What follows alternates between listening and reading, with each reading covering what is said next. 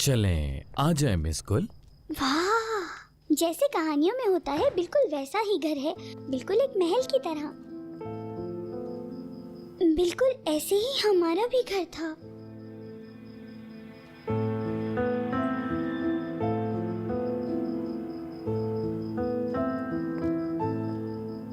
मुझे इनसे डर लगता है। बेटा बात सुनो, शादुल और खानदान के एक एक फर्द को यहाँ बुलाने से बेहतर है तुम एक ही बार दावत करके सबको बुला लो। दुश्मन के साथ वैसे भी एक होने लगे हो तुम। अस्मा खाला,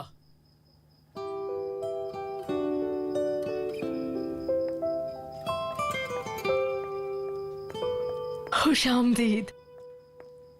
गुल अपनी बहन को बहुत मिस कर रही थी, तो आज रात ये हमारे पास ही रुकने वाली है।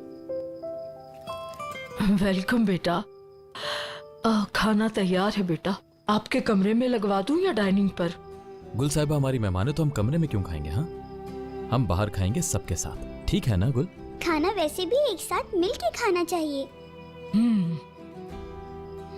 मैं यहाँ बिना बताए आई हूँ आंटी, तो मेरे लिए भी खाना होगा ना घर में?